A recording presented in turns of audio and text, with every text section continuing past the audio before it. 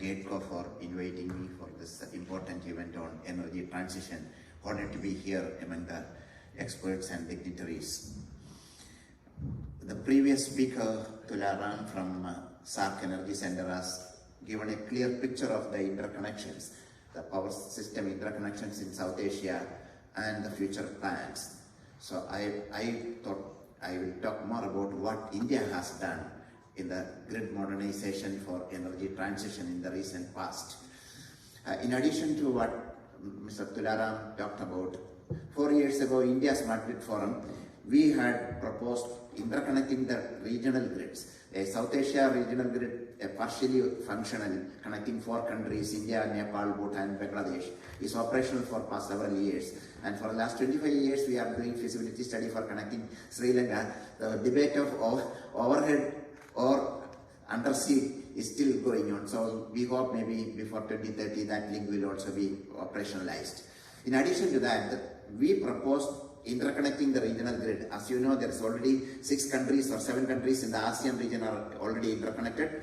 And on our western side, GCC, 6 countries of the Gulf Cooperation countries, they are also interconnected. So the South Asia grid connecting with the ASEAN grid and also South Asia grid connecting with the GCC grid gives about 5 hours of time difference between Singapore and Saudi Arabia. So this is something which we mooted. We brought all the stakeholders to India in March 2019. We identified 2 regional inter-regional interconnections. South Asia with GCC, a connection between Muscat and Gujarat on the western side at 1400 kilometer, 2000 megawatt HVDC undersea cable link, and another one Manipur in the eastern side of India connecting to Thailand via Myanmar, a 500 kV overhead transmission line. So recently, this is initiated by ISGF, India Smart Grid Forum, which is a member of Global Smart Energy Federation, which is a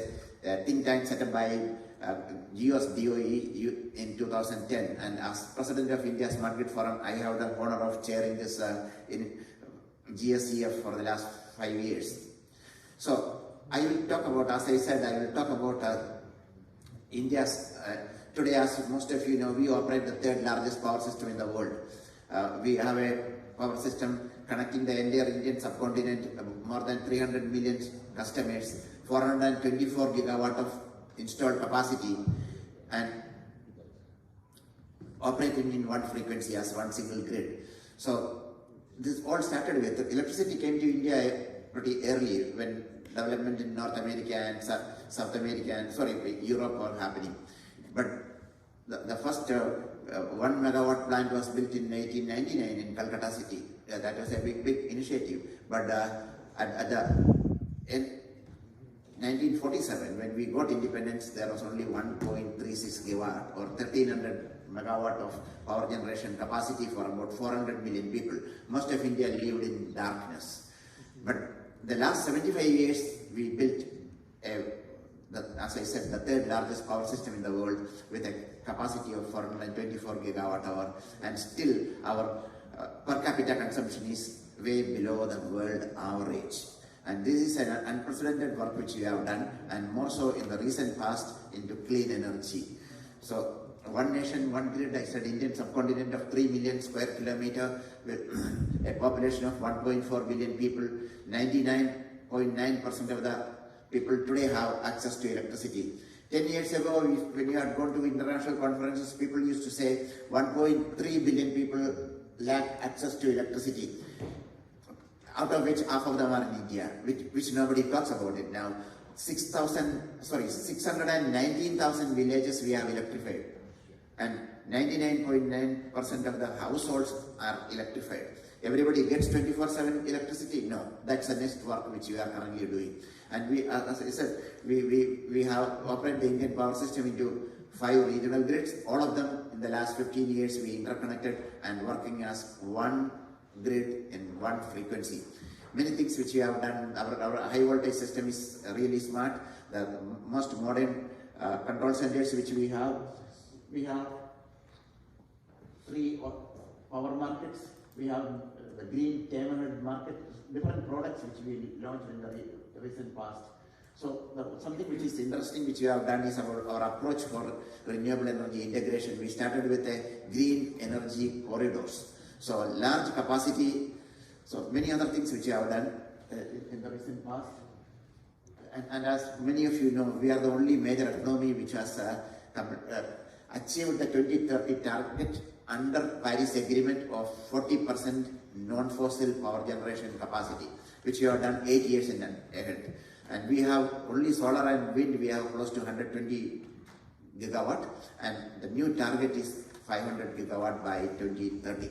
So done many important initiatives in this area, and major success stories are on the energy efficiency, LED lights, on labeling of star labeling of appliances, several other important milestones. In the interest of time, I won't go through it. The slides will be available to you, and each one of them have yielded benefits of billions of dollars per year to the country, as well as brought the prices down, which benefited the entire world.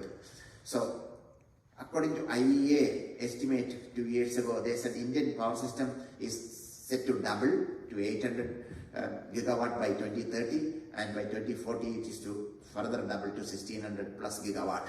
And our system, power system, may need the maximum flexibility in the world, which is about 85%. 50% ramping up in the evening, 35% ramping down. So this is something which is extremely difficult to achieve. And what we have been doing on the renewable integration is that, as I said, green energy corridors to evacuate power from large wind farms and large solar farms, which are located mostly in the northern and western and southern part of the country. I'll talk about more about that. And I said renewable energy management centers. So these have been established in these places where large capacity renewable energy centers are there. And these are very advanced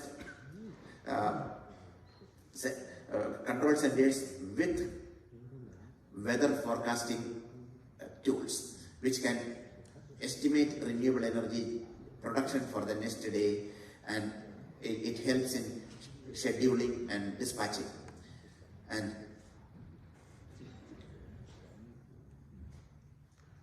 so the latest concept is that we have been allocating large solar farms and wind farms through transparent bidding mode. The prices have come down to almost 3 cents per US cents per kilowatt hour for the last several years. And now the new concept we started is 24/7 renewable energy or round-the-clock renewable energy projects. These have been done successfully, first of which will be commissioned next year, and several projects have been allocated on this model. The developer, what he does, he build overcapacity or set up storage capacity, need not be at the same place. So wind farms, solar farms, and energy storage, pump hydro or battery energy storage, and the government agencies who are buying electricity, RTC Power, from these developers are signing contracts for 25 years for 24/7 green electricity. This is something which we have started, and this is going quite well. And smart grid development, irrigation, solar pumps, and these things I will not get into the details. And the new things which India Smart Grid Forum being advocating is some of the things which are written down. Replacement of diesel generating set, we have huge number of it, having district cooling systems for air conditioning, which are built with thermal energy storage systems, etc. So I'll come to that. So what are these green energy corridors?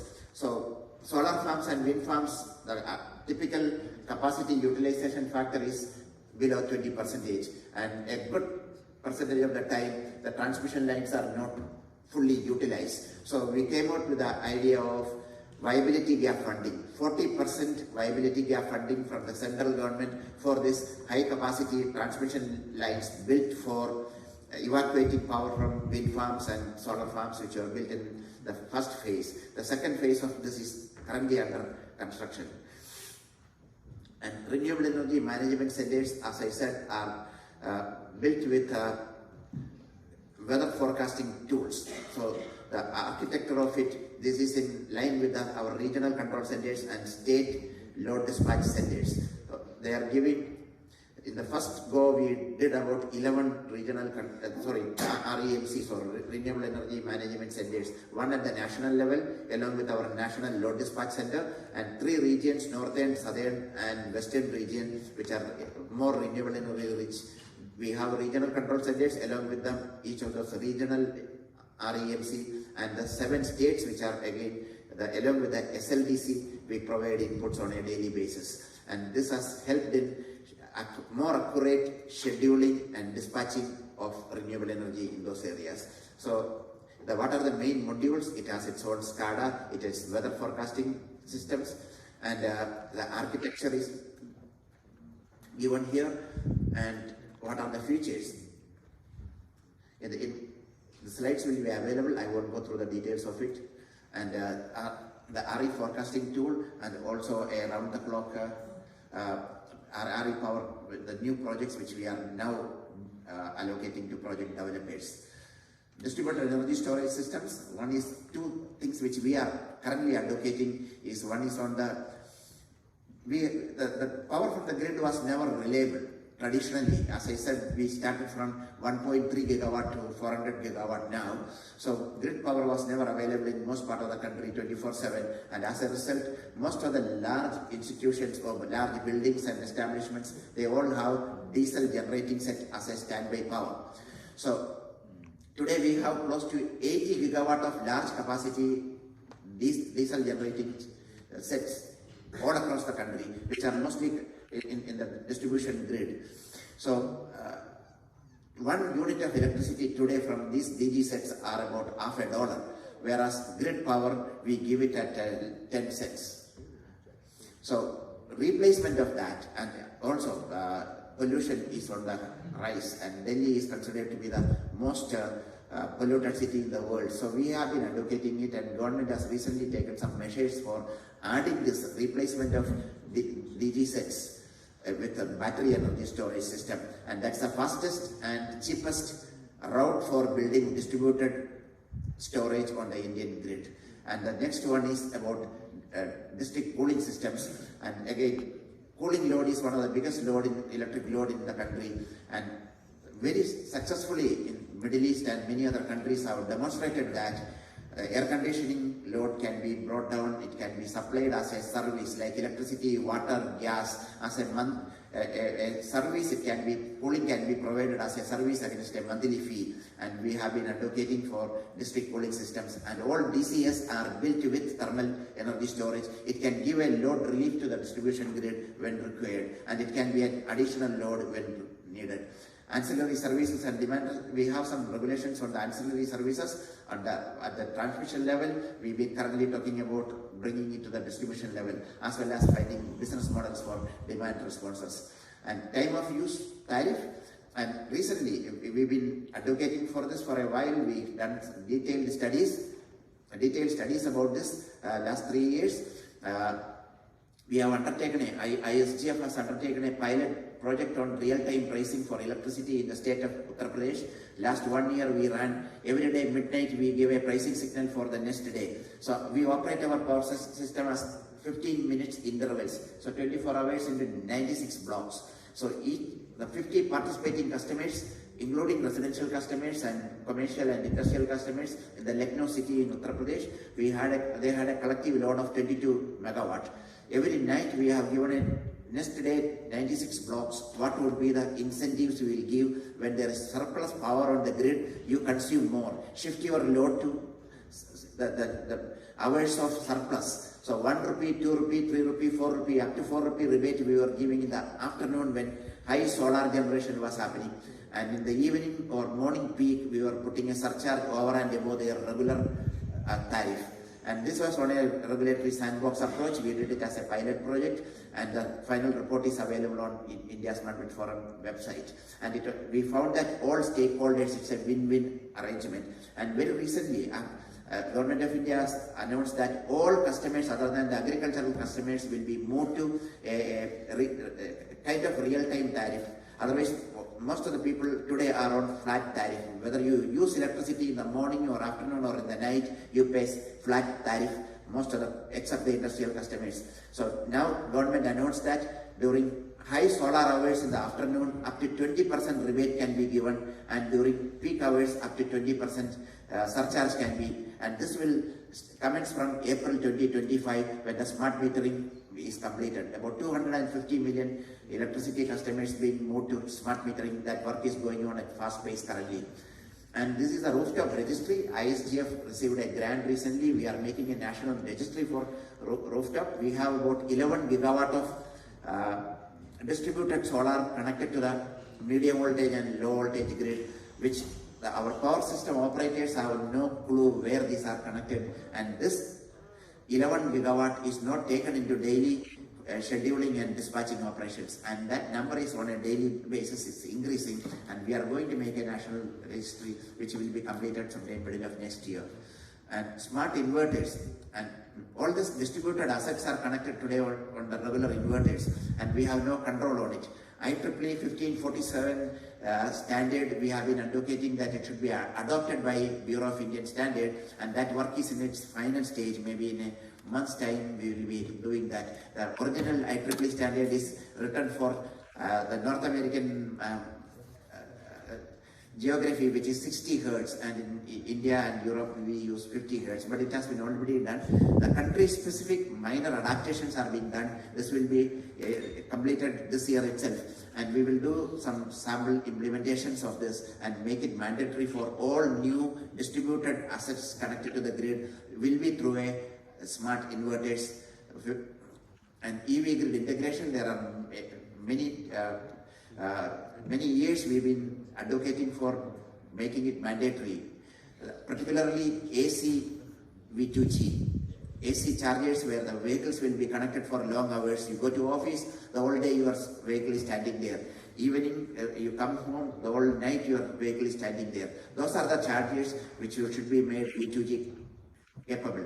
And also hundreds of thousands of school buses which stands most of the time to be made V2G. This is something which work is going on.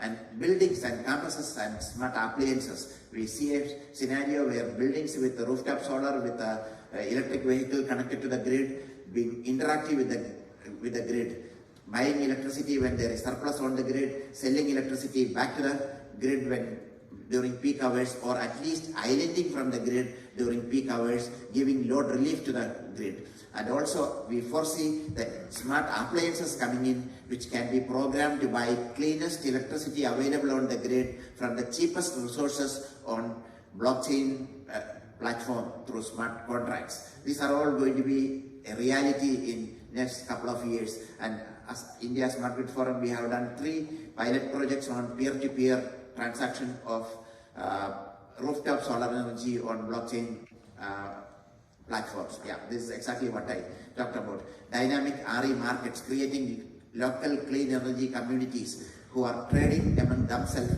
clean energy. When you have surplus, you sell it to your neighbors or your peers, or you even donate it. And this is something which can be done. And one state where we have done again, the Uttar Pradesh, where we have done the P2P pilot project in 2020. This year they have come out with the regulations. This is one of the globally first such regulations, detailed guidelines on P2P transactions. So redesigning of the grid, this is some work which is still in its infancy. We have part of the team which are looking at it. There's a US DOE paper which is available on the public domain. Please look at it. This is something which we need to do. So, and as I said already, India and China, when we do these new things, the prices come down because of the volumes to the benefit of the entire world. Thank you very much.